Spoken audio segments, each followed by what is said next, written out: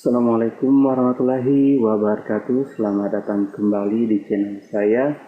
Jangan lupa untuk like, subscribe, dan share.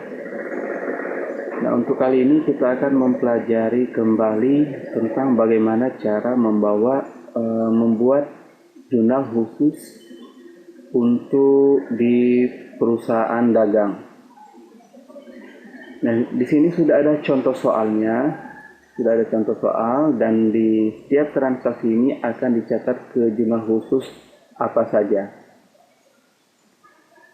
Yang pertama, di sini ada sebuah perusahaan dagang yang bernama Maju Jaya melakukan transaksi pada bulan Januari sebagai berikut. Tanggal 3 ini menyetorkan uang sebesar 50 juta sebagai modal awal. Nah, ini analisis transaksinya adalah kalau kita menyetorkan modal itu berarti modal kita bertambah,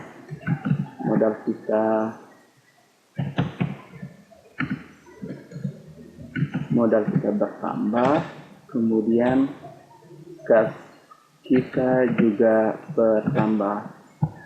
Nah, untuk di perusahaan dagang, setiap transaksi yang berhubungan dengan kas itu pastilah dicatat di jurnal penerimaan kas atau jurnal pengeluaran kas. Nah, tergantung kasnya bertambah atau berkurang.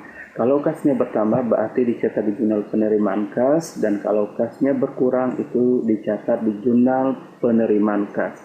Nah, di sini kasnya bertambah. Berarti transaksi tanggal 3 ini kita catat di jurnal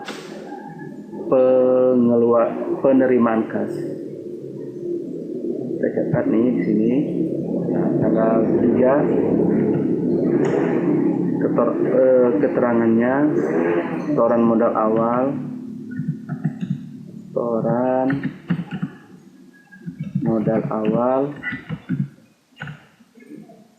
kasnya tadi bertambah. Berapa tadi setorannya? 50 juta. Kasnya bertambah 50 juta.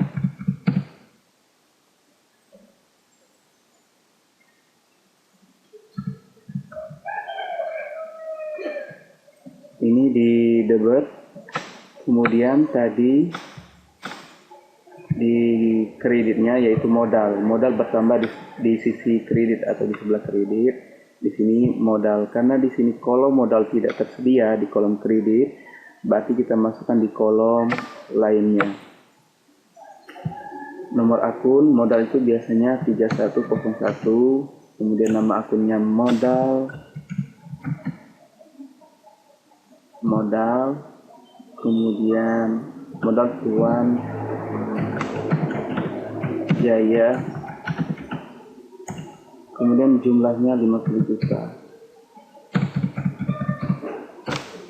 Nah, ini sudah selesai untuk transaksi yang pertama, yaitu tanggal 3. Kita lanjutkan ke tanggal 6.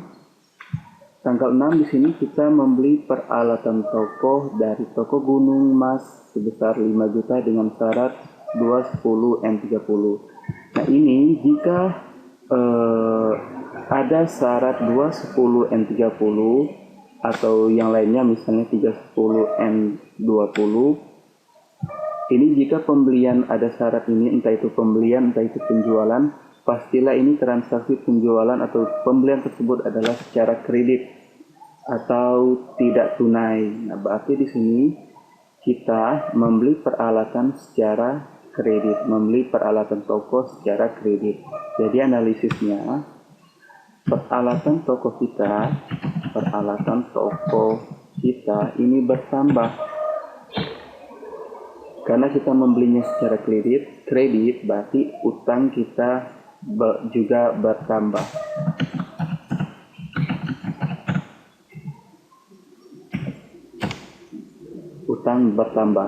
Nah, ini adalah analisis dari tanggal 6 Januari. Analisisnya peralatan toko bertambah di debit dan utang dagang bertambah di kredit. Nah, lalu jurnal ini, analisis ini akan kita masukkan ke jurnal apa? Nah, karena di sini di jurnal pembelian ini tidak termasuk, karena jurnal pembelian itu adalah untuk mencatat pembelian barang dagang secara kredit. Nah, kalau yang dibeli itu bukan barang dagang, itu tidak termasuk ke jurnal pembelian. Begitu juga dengan penjualan, ini tidak termasuk ke jurnal penjualan. Kemudian ke penerimaan kas ini juga tidak termasuk karena di sini tidak ada transaksi kas. Kemudian di pengeluaran kas juga pasti. Nah, kalau tidak semua termasuk, ke pembelian tidak termasuk, kemudian ke penjualan tidak termasuk, penerimaan kas tidak termasuk, pengeluaran kas tidak termasuk, maka jurnal yang tadi atau analisis yang tadi kita masukkan ke jurnal umum. Nah, analisisnya tadi peralatan toko pada utang dagang. Kita buat di sini tanggal 6 tadi. Kemudian peralatan toko,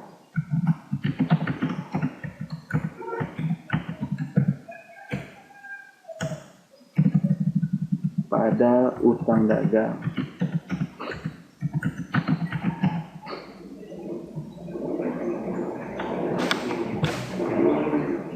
Kodenya ini 21, sedangkan yang di sini 2101. Nah, nilainya berapa tadi? Kita lihat, ini peralatan yang dibeli tadi adalah 5 juta. Kita buat di sini 5 juta.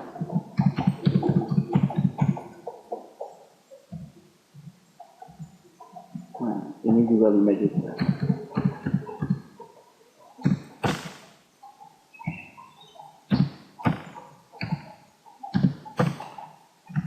Oke, kita lanjutkan lagi ke transaksi selanjutnya.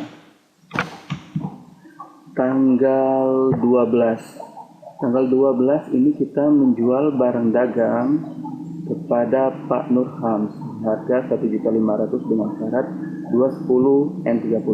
Nah, diingat lagi tadi bahwa jika ada syarat seperti ini, entah itu pembelian, entah itu penjualan, pastilah transaksi itu adalah transaksi secara kredit atau tidak tunai. Di sini karena kita di sini menjual barang dagang, maka ini akan kita catat di akun penjualan. Kalau menjual barang dagang itu kita dicatat di akun penjualan. Kalau membeli barang dagang kita catat di akun pembelian. Berarti di sini penjualan, volume penjualan kita bertambah, kemudian karena kita menjualnya secara kredit, berarti piutang kita juga bertambah.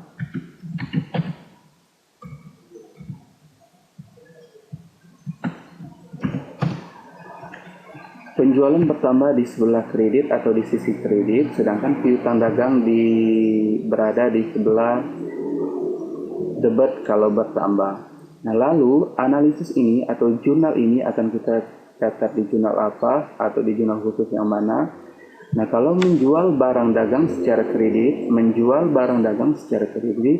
itu kita catat di jurnal penjualan. Nah, kalau yang dijual itu bukan barang dagang, berarti tidak dicatat di jurnal penjualan. Ataupun kalau menjual barang dagang itu secara tunai, itu juga tidak dicatat di jurnal penjualan. Ingat, jurnal penjualan hanya untuk mencatat penjualan barang dagang secara kredit. Ada 2 syarat, yaitu barang dagang dan kredit. Nah, analisis ini atau jurnal ini kita akan catat di jurnal penjualan. Tanggal berapa tadi? Tanggal 12. Keterangannya tadi penjualan kemudian piutang, ya di debitnya piutang, di kreditnya adalah penjualan. Nilainya kita lihat di sini, nilainya tadi adalah 1.500.000.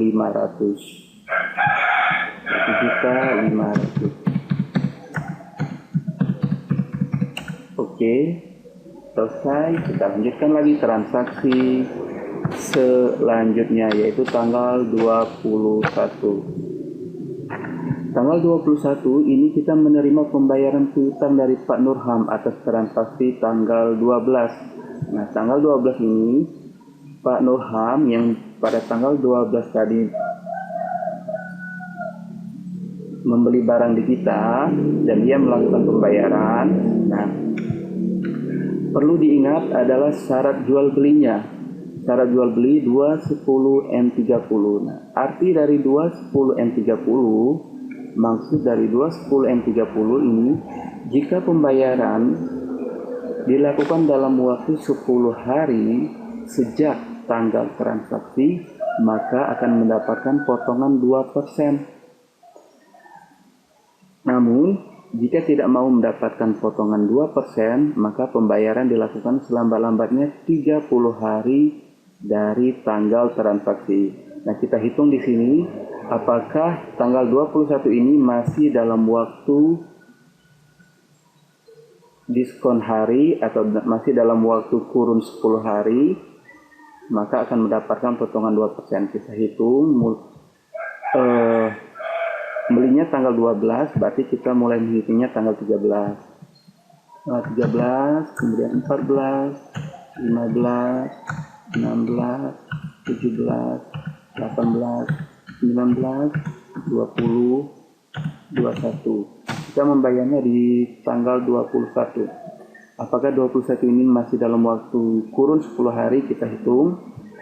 Hari 1, hari kedua, hari ketiga, hari keempat, hari kelima, hari keenam, hari ketujuh, hari ke-8, dan hari ke-9. Artinya tanggal 21 ini masih dalam waktu 10 hari. Jadi di sini kita akan mendapatkan potongan penjualan sebesar 2%. Berarti di sini jurnalnya atau analisis transaksinya adalah kas bisa bertambah, kemudian piutang kita juga bertambah. Kemudian karena tadi ada masih dalam waktu diskon, jadi di sini ada potongan penjualan. Potongan penjualan sebesar 2%.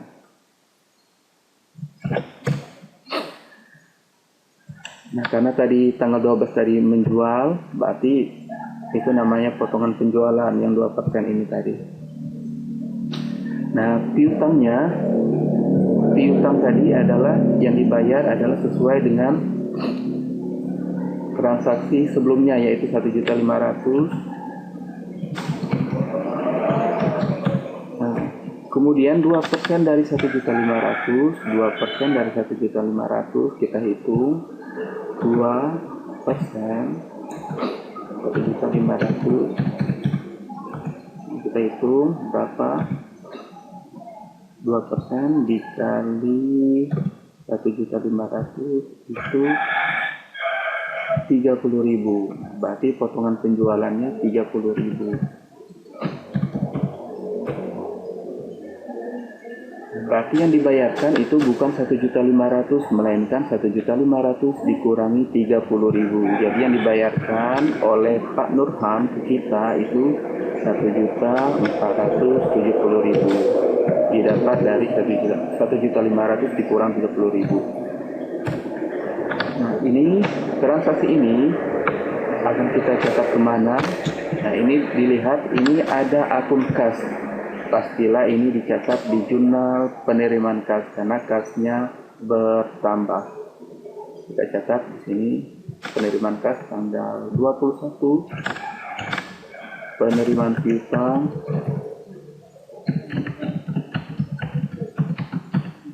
kemudian kasnya tadi bertambah berapa? Kita lihat di sini kasnya bertambah 1.470.000.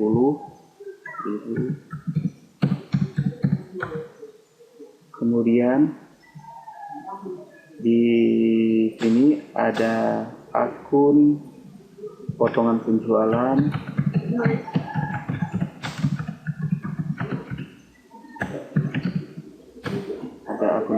penjualan. Kodenya ini biasanya 4102. Nilainya tadi 30.000. Kemudian di sisi kredit itu ada akun piutang tadi. Piutangnya berkurang ya, karena sudah dilunasi.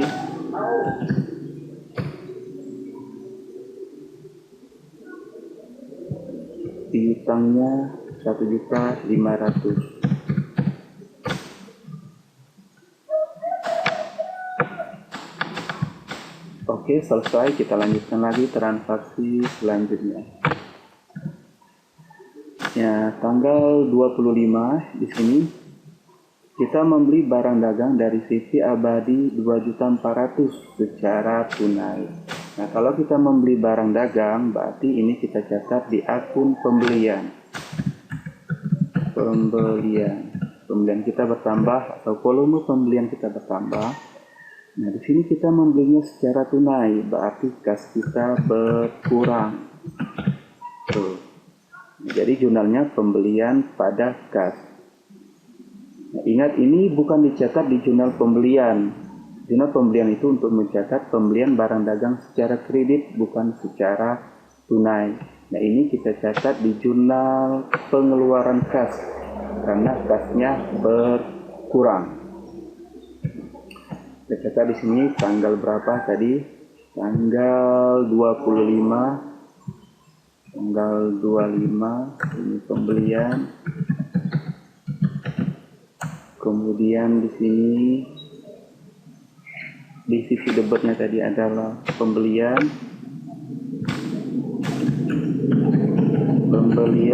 kemudian di sini kode akunnya 5101.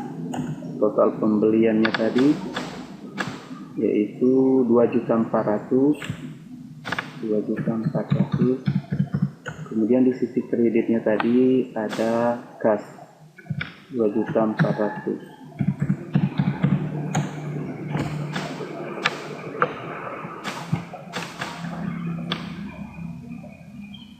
Nah, kita lanjutkan ke soal yang terakhir atau transaksi yang terakhir.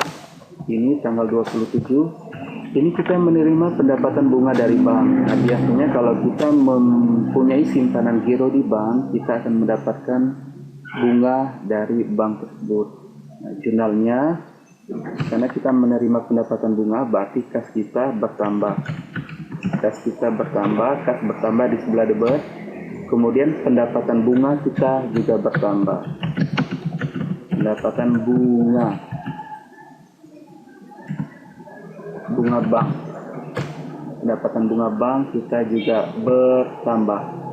Pendapatan bertambah di sebelah kredit. Jadi jurnalnya ini adalah kas pada pendapatan bunga, debit pada kredit. Nah, ini kita catat di jurnal penerimaan kas, karena kasnya bertambah. Tanggal 27 pendapatan bunga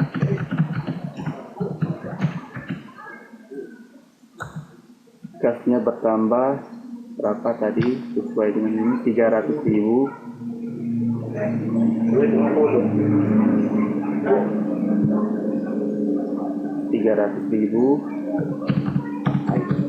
Dan pendapatan bunga di sini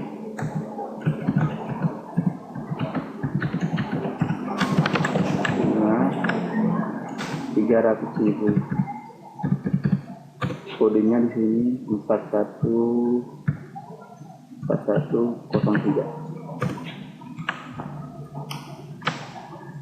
Nah, kalau sudah itu dijumlahkan, semuanya dijumlahkan, diletakkan di sini. Begitu juga dengan jurnal-jurnal yang lain juga dijumlahkan. Semuanya dijumlahkan. Nah, cukup sekian untuk pembahasan bagaimana cara membuat jurnal khusus untuk kali ini. Assalamualaikum warahmatullahi wabarakatuh.